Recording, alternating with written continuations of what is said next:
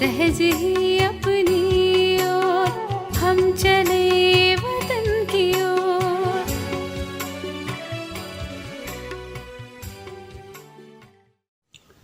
ஓம் சாந்தி.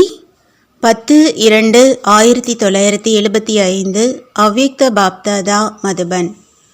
வாணியின் தலைப்பு அனைத்து சக்திகளுடன் சேவையில் சமர்ப்பணம். இன்றைய இந்த சபை ஞானஸ்வரூப ஆத்மாக்களினுடையது. அந்த மாதிரியான ஞானஸ்வரூப ஆத்மாக்கள் மற்றும் யோகி ஆத்மாக்கள் பாப் தாதாவிற்கும் மிக பிரியமானவர்கள், மேலும் உலகிலும் கூட மிக பிரியமானவர்கள். அந்த மாதிரி ஞானஸ்வரூப மற்றும் யோகஸ்வரூப ஆத்மாவின் மகிமையும் பூஜையும் பக்தி மார்க்கத்தில் நடந்து கொண்டே இருக்கின்றது. தற்சமயத்திலும் கூட அந்த ஆத்மாக்கள் வணக்கத்திற்குரிய மற்றும் மகிமைக்கு தகுதியானவர்களாக இருக்கிறார்கள். வணக்கத்திற்குரிய ஆத்மா என்றால் உயர்ந்த ஆத்மாக்கள், மேலும் மகிமைக்கு தகுதியான ஆத்மாக்கள் என்றால் அந்த ஆத்மாக்களின் குணங்களின் மகிமை மற்றும் வர்ணனையை இப்பொழுது கூட அனைவரும் செய்கிறார்கள். எதிர்காலத்தின் மகிமை மற்றும் பூஜைக்கான ஆதாரம் தற்சமயத்தின் மேல் இருக்கின்றது. எதிர்காலத்தில், அதாவது பக்தியில், யார் எவ்வளவு மகிமை மற்றும் பூஜைக்கு தகுதியானவர்களாக ஆவார்கள் என்பதை புத்தியின் பலத்தின் மூலமாக யார் வேண்டுமானாலும் இப்பொழுது பார்க்க முடியும். இந்த நேரத்தில் கூட அனைத்து ஆத்மாக்களும் தன்னுடைய பிராமண குலத்தைச் சேர்ந்த ஆத்மாக்கள், மேலும் கூடவே அஞ்ஞானி ஆத்மாக்கள், யார் யார் நெருக்கத்தில் வருகிறார்களோ அவர்கள் அனைவரும் ஆத்மாவாகிய என்னை உயர்ந்த, அதாவது வணக்கத்திற்குரிய பார்வையோடு பார்க்கிறார்களா என்று ஒவ்வொருவரும் தன்னைத்தானே பார்க்க வேண்டும். வணக்கத்திற்குரியவர்கள் என்று பெரியவர்களை கூறப்படுகிறது. அப்படியானால் அனைத்து ஆத்மாக்களும் அந்த பார்வையோடு என்னை பார்க்கிறார்களா மற்றும் புரிந்து கொள்கிறார்களா? ஒருவேளை அற்ப ஆத்மாக்கள் வணக்கத்திற்குரியவர் என்று அனுபவம் செய்கிறார் என்றால் தற்சமயத்தின் ஆதாரம் முழு எதிர்காலத்தின் மேல் உள்ளது. அதே போலவே எந்தெந்த ஆத்மாக்கள் துணைவர்களாக ஆகிறார்கள், மேலும் சம்பந்தத்தில் வருகிறார்களோ அவர்களுக்கு விசேஷமாக ஆத்மா என்ற தன்னுடைய குணம் அனுபவத்தில் வருகிறதா? ஒருவேளை ஏதாவது ஆத்மாவின் குணம் அனுபவத்தில் வருகிறது என்றால் இப்பொழுது கூட அந்த ஆத்மாக்கள் மனதிலேயே மற்றும் வார்த்தைகள் மூலமாகவும் அந்த மாதிரி ஆத்மாக்களின் குணங்களை அவசியம் மகிமை செய்வார்கள். எந்த குணமாக இருந்தாலும் அது தன்னுடைய பிரபாவத்தை அவசியம் ஏற்படுத்தும். குணம் மறைந்திருக்க முடியாது. எனவே அந்த மாதிரி வணக்கத்திற்குரிய குணமகிமை செய்விக்கப்படக்கூடிய ஞானி ஆத்மாக்கள் மற்றும் யோகி ஆத்மாக்களாக ஆகியிருக்கிறீர்களா?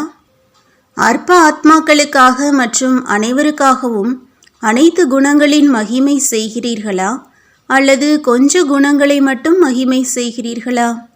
குணங்களின் மகிமை தராசின் தட்டு பாரமாக இருக்கிறதா மற்றும் சாதாரண நடத்தையின் தராசின் தட்டு பாரமாக இருக்கிறதா? நேரத்திற்கு ஏற்றாற்போல் இப்பொழுது தன்னுடைய அனைத்து பாடங்களின் கணக்கை எவ்வளவு சேமித்திருக்கிறேன், மேலும் எண்ணம் சொல் செயல் மூலமாக எதுவரை பாடங்களை முடித்திருக்கிறேன் என்று சோதனை செய்யுங்கள். அனைத்து குணங்கள் நிரம்பியவராக ஆகியிருக்கிறீர்களா, அல்லது குணம் நிரம்பியவராக மட்டும் ஆகியிருக்கிறீர்களா? நன்மை செய்பவர்களாக ஆகியிருக்கிறீர்களா மற்றும் உலக நன்மை செய்பவராக ஆகியிருக்கிறீர்களா? ஒருவேளை சோதனை செய்தீர்கள் என்றால் சோதனை செய்த பிறகு நிறைவேற்றுவதற்காக இப்பொழுது கொஞ்ச காலம் இருக்கின்றது. ஆனால் கொஞ்ச காலத்திற்கு பிறகு நிறைவேற்றுவதற்கான காலமும் முடிவடைந்துவிடும். பின்பு என்ன செய்வீர்கள்? சம்பன்னமாகியிருக்கும் ஆத்மாக்களை பார்க்கக்கூடியவர்களாக ஆகிவிடுவீர்கள். ஆசனத்தை தனதாக்கிக் கொள்பவராக ஆக முடியாது. எனவே சாட்சாத்கார மூர்த்தி ஆக வேண்டுமா அல்லது சாட்சாத்காரம் பார்ப்பவராக ஆக வேண்டுமா? அப்படி சாட்சாத்கார மூர்த்தி ஆவதற்காக சார ரூபத்தில் 3 விஷயங்களை தனக்குள் பாருங்கள். முதலாவது, அனைத்து விதத்திலும் அதிகாரியாக ஆகியிருக்கிறேனா? இரண்டாவது, பரோபகாரியாக ஆகி இருக்கிறேனா? மூன்றாவது, அனைவருக்கும் மரியாதை கொடுப்பவனாக ஆகியிருக்கிறேனா? அதாவது அனைவருக்கும் மரியாதை கொடுப்பது மற்றும் பெறுவதற்கு தகுதியானவனாக ஆகியிருக்கிறேனா? மரியாதை கொடுப்பதுதான் பெறுவதாகும் என்பதை எப்பொழுதும் நினைவில் வைத்துக் கொள்ளுங்கள். இந்த 3 விஷயங்களின் ஆதாரத்தினால்தான் உலகின் எதிரில் உலகிற்கு நன்மை செய்பவர் பிரசித்தியாவார். அதனுடைய தெளிவான விளக்கத்தை நன்கு தெரிந்திருக்கிறீர்களா? அனைத்து அதிகாரி என்றால் அனைத்து கர்மேந்திரியங்கள் மேல் அதிகாரம் இருப்பதாகும். கூடவே எப்படி இந்த உடலின் விதவிதமான சக்திகள் கை, கால் ஆகியவை இருக்கின்றன, அதுபோலவே ஆத்மாவிற்கும் மனம், புத்தி மற்றும் சம்ஸ்காரம் என்ற சக்திகள் இருக்கின்றன. இந்த சூக்ஷ்ம சக்திகளின் மேல் அதிகாரியாக ஆகியிருக்கிறீர்களா? தன்னுடைய படைப்பாகிய இயற்கையின் மேல் அதிகாரியாக ஆகிவிட்டீர்களா? ஏதாவது இயற்கையின் தத்துவம் தன்னுடைய பக்கம் ஈர்க்கவில்லையே? எப்பொழுது அறிவியல் மூலமாக இயற்கை மற்றும் பூமியின் ஈர்ப்பிலிருந்து விலகிய நிலை வரை சென்றடைந்து விடுகிறார்கள் என்றால், மாஸ்டர் சர்வசக்திவான் இயற்கையின் கவர்ச்சியிலிருந்து விலகி, அதாவது பௌத்தீக உணர்விலிருந்து விலகி, அவ்யக்தம் மற்றும் அனைத்து சக்திகள் நிறைந்த அதிகாரத்தின் நிலையை அடைவது கடினமாக அனுபவம் ஆகிறது என்றால் இது நன்றாகவே இல்லை. அதுபோலவே தந்தை மூலமாக பிராப்தியாகியிருக்கும் அனைத்து சக்திகள், அவற்றிலிருந்து கொஞ்சம் மாதிரி ரூபத்தில் படமும் தயாரிக்கப்பட்டிருக்கிறது. அப்படி ஆஸ்தியில் பிராப்தியாகியிருக்கும் சக்திகள், அதாவது தன்னுடைய சொத்தின் மேல் தன்னுடைய அதிகாரம் இருக்கிறதா? எப்பொழுது விரும்புகிறீர்களோ அப்பொழுது எந்த சக்தி மூலமாகவும் தன்னை வெற்றியடைபவராக ஆக்க முடிய வேண்டும். எப்படி ஸ்தூல சொத்தின் மேல் அதிகாரம் இருக்கும் காரணத்தினால் எந்த நேரம் விரும்புகிறீர்களோ அந்த நேரம் அதே பொருளை காரியத்தில் உபயோகிக்க முடியும். ஏனென்றால் தன்னுடைய சொத்தாகும். அதே போலவே ஈஸ்வரிய சொத்தை எந்த நேரம் விரும்புகிறீர்களோ, மேலும் எந்த சக்தியை விரும்புகிறீர்களோ அதை காரியத்தில் ஈடுபடுத்த முடியுமா? இந்த சொத்திற்கும் அதிகாரியாக இருக்கிறீர்களா? இதைத்தான் அனைத்து விதத்திலும் அதிகாரி என்று கூறுவது. ஒவ்வொரு ஆத்மாவிற்காகவும் எப்பொழுதும் உபகாரம், அதாவது சுப பாவனை மற்றும் உயர்ந்த விருப்பங்கள் இருக்கட்டும். ஒவ்வொரு ஆத்மாவையும் பார்த்து இந்த அனைத்து ஆத்மாக்களும் தந்தையின் அன்பிற்குரியவராக மற்றும் சகயோகியாக ஒவ்வொரு நேரமும் ஆவதற்காக தன்னை தியாகம் செய்து விடுகிறார்கள் என்று அனுபவம் ஆகட்டும். அப்படி தியாகம் செய்பவர்களாக ஏன் ஆகிறார்கள்? ஏனென்றால் தந்தை அனைவரின் எதிரில் அவரே பலியாகிறார். அனைவரின் எதிரில் தன்னை அனைத்து சக்திகளுடன் சேவையில் சமர்ப்பணம் செய்துவிட்டீர்களா? தன்னுடைய நேரத்தை, சுகங்களை, பிராப்தியின் இச்சையை அனைவருக்கும் கொடுக்கும் பெரும் வள்ளலாக ஆகிவிட்டீர்களா? அந்த மாதிரி தந்தையை பின்பற்றி நடப்பவர்கள் தன்னுடைய பெயர், புகழ், மதிப்பு, மரியாதை, அனைத்து பிராப்திகளின் இச்சையை தியாகம் செய்யக்கூடியவர்கள்தான் பரோபகாரியாக ஆக முடியும். பெற வேண்டும் என்ற ஆசையை விட்டுவிடும் பெரும் வள்ளல்தான் பரோபகாரியாக ஆக முடியும். அதே போலவே மரியாதை கொடுப்பவராகவும் அனைவருக்காகவும் மரியாதை நிறைந்த பாவனையும் இருக்கட்டும்.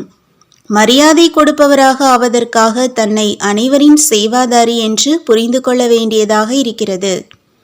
சேவாதாரியின் அர்த்தம் கூட மிகவும் ஆழமானது.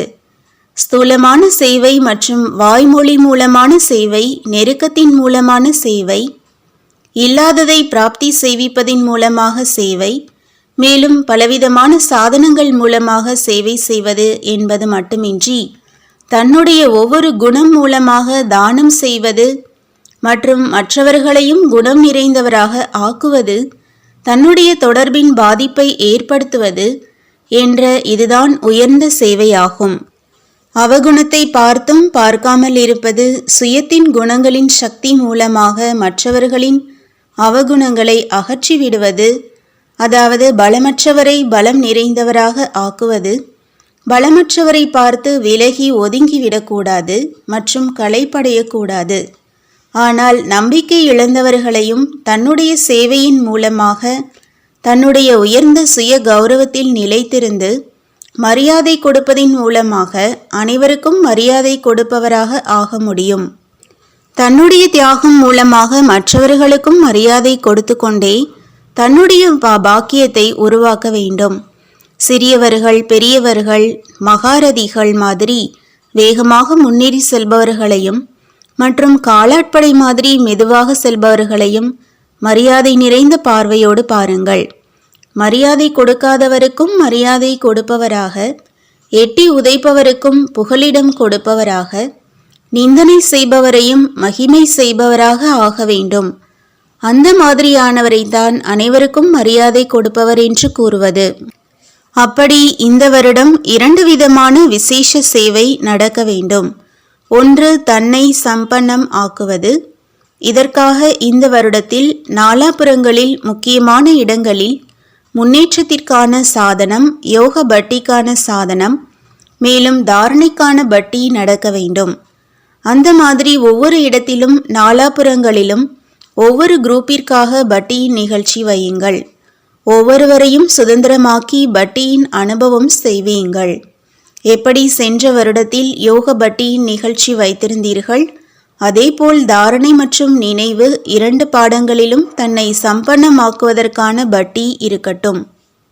அப்படிப்பட்ட நிகழ்ச்சியை அனைவரும் ஒன்றாக கூடி சேர்ந்து உருவாக்குங்கள். இன்னொரு விஷயம் உலக சேவைக்கானது. அதற்காக ஒவ்வொரு சேவை நிலையமும் தன்னுடைய அக்கம் பக்கத்தில் இருக்கும் இடங்களில் செய்தி கொடுக்கும் நிகழ்ச்சியை அதிவேகமாக செய்ய வேண்டியதாக இருக்கும். அக்கம் பக்கத்தில் இருக்கும் எந்த ஒரு இடமும் செய்தி கொடுப்பதிலிருந்து வஞ்சிக்கப்பட்டு விட வேண்டாம். இல்லையென்றால் வஞ்சிக்கப்பட்டு தங்கி போகும் ஆத்மாக்களின் சுமை பொறுப்பாளராகியிருக்கும் ஆத்மாக்களின் மேல் வந்துவிடும். எனவே சக்கரவர்த்தி ஆகுங்கள். மகாதானி என்றால் மகாதானம் செய்து முன்னேறி செல்வது.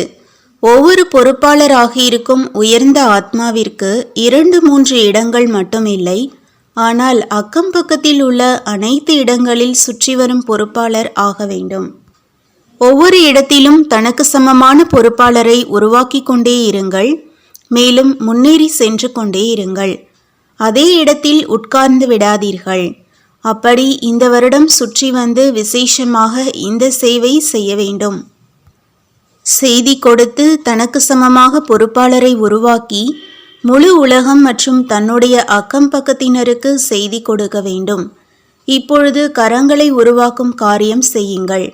நேரத்திற்கு தகுந்தாற்போல் எப்படி நேரம் அதிவேகமாக சென்று கொண்டிருக்கிறது, அதே மாதிரி சேவையின் ரிசல்ட்டின் உடனடி பலனாக ஏற்கனவே தயாராகி இருக்கும் பொறுப்பாளராக ஆகக்கூடிய ஆத்மாக்கள் சுலபமாகவே வெளிவர முடியும். லட்சியம், தைரியம் மற்றும் பகுத்தறிவது மட்டும் வேண்டும். பாண்டவர்கள் அம்பை எய்தார்கள், மேலும் தண்ணீர் வந்தது என்ற சென்ற கல்பத்தின் மகிமை இருக்கிறது. அதாவது முயற்சி செய்தார்கள் மற்றும் பலன் கிடைத்தது. இப்பொழுது உடனடி பலனுக்கான நேரமாகும், சீசன் ஆகும். நேரத்திற்கு வரதானம் கிடைக்கிறது. இதனுடைய லாபத்தை எடுத்துக்கொள்ளுங்கள். தன்னுடைய சாதனங்கள் மற்றும் தனக்காக நேரம் மற்றும் செல்வத்தை தியாகம் செய்தால்தான் இந்த உடனடி பலனின் பாக்கியத்தை அடைய முடியும். தன்னுடைய ஓய்விற்காக, தன்னுடைய நலன் கருதி சேவைக்காக அர்ப்பணம் செய்யப்பட்டிருக்கும் செல்வங்கள் மூலம் ஒருபொழுதும் வெற்றி கிடைக்காது. எப்படி சேவையின் தொடக்கத்தில் தன்னுடைய வயிற்றை கட்டியும் உணவை குறைத்தும் ஒவ்வொரு பொருளை சேவையில் ஈடுபடுத்தியதினால் அதனுடைய பிரத்யக்ஷ பலனாக ஆத்மாக்கள் நீங்கள் இருக்கிறீர்கள். இடைக்காலத்தில் தந்தையும் நாடகமும் சாதனங்களை சகஜமாக தனக்காக பயன்படுத்தும் அனுபவத்தையும் செய்வித்தார். ஆனால் இப்பொழுது கடைசியில் இயற்கை தாசியான பிறகும் அனைத்து சாதனம் கிடைத்திருந்தும் தனக்காக இன்றி சேவைக்காக பயன்படுத்துங்கள். ஏனென்றால் வரும் நாட்களில் அநேக ஆத்மாக்கள் சாதனங்கள் மற்றும் செல்வத்தை உங்கள் எதிரில் அதிகத்திலும் அதிகமாக அர்ப்பணம் செய்வார்கள். ஆனால் தனக்காக ஒருபொழுதும் ஏற்றுக்கொள்ளாதீர்கள். தனக்காக ஏற்றுக்கொள்வது என்றால் தன்னை உயர்ந்த பதவியிலிருந்து வஞ்சித்து விடுவது. எனவே அந்த மாதிரி தியாகம் செய்பவராகி சேவையில் பிரத்யக்ஷ பலனை கொண்டு வாருங்கள். புரிந்ததா? இப்பொழுது பொறுப்பாளர் ஆகக்கூடிய வாரிசுகளை மற்றும் சேவையில் சகயோகி ஆகக்கூடியவர்களின் பூச்செண்டை தந்தையின் எதிரில் அர்ப்பணித்தீர்கள் என்றால் அப்பொழுதுதான் உலகிற்கு நன்மை செய்பவரிலிருந்து உலகராஜ்ய அதிகாரி என்று கூறுவோம். இதன் மேல் பரிசு கிடைக்கும். சென்ற தடவை கூட பரிசு கொடுக்கும் மாதிரி எந்த ரிசல்ட்டும் வரவில்லை. எனவே இந்த முறை முயற்சி செய்து மீண்டும் இரட்டை பரிசை பெறுங்கள். நல்லது. அப்படி உயில் எழுதக்கூடிய முதல் நம்பரில் வரக்கூடிய உடனடி பலனை கொடுக்கக்கூடிய தந்தையை வெளிப்படுத்தக்கூடிய சக்தி சேனை மற்றும் பாண்டவ சேனையின் கொடியை பறக்கவிடக்கூடிய மேலும் உலகின் எதிரில் பாப்தாதாவின் வெற்றி முழக்கத்தை செய்வதற்கு பொறுப்பாளராக ஆகக்கூடிய வெற்றி ஆத்மாக்களுக்கு பாப்தாதாவின் அன்பு நினைவுகளும் நமஸ்காரமும். வரதானம்: பரந்த மனமுடையவராகி துக்கமான அமைதியற்ற ஆத்மாக்களுக்கு குஷியின் தானம் கொடுக்கக்கூடிய மாஸ்டர் இரக்க மனமுடையவர் ஆகுங்கள்.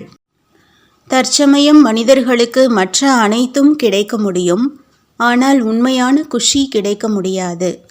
எனவே அந்த மாதிரி நேரத்தில் துக்கமான அமைதியற்ற ஆத்மாக்களுக்கு குஷியின் அனுபவம் செய்துவிட்டீர்கள் என்றால் அவர்கள் உள்ளபூர்வமாக ஆசீர்வாதங்களை கொடுப்பார்கள். நீங்கள் வள்ளலின் குழந்தைகள் என்றால் பரந்த மனதோடு குஷியின் பொக்கிஷத்தை அனைவருக்கும் கொடுங்கள். இரக்க மனதின் குணத்தை வெளிப்படுத்துங்கள். இவரோ கேட்பவர் இல்லை என்று ஒருபொழுதும் நினைக்காதீர்கள். யாராவது எதிர்ப்பு தெரிவித்தாலும் கூட நீங்கள் இரக்க பாவனையை விட்டுவிடக்கூடாது. இரக்க பாவனை சுபபாவனை அவசியம் பலன் கொடுக்கும். ஸ்லோகன்: ஞானம் யோகத்தின் பாலனைதான் ஆன்மீக பாலனை ஆகும். இந்த பாலனையினால் சக்திசாலியாக ஆகுங்கள், மேலும் மற்றவரையும் ஆக்குங்கள். ஓம் சாந்தி. तुम बच्चों को तो सर्विस करनी है, जो बाबा कहते हैं सबको ये बताओ कि देखो तुम्हारा एम एंड ऑब्जेक्ट ये है, एक गीता है बगैर ये राजयोग है ना बच्चे। कैसे है राजयोग? बिल्कुल सहज है कि बाप को याद करो तो ये वैसा मिलेगा तुमको। ओम शांति।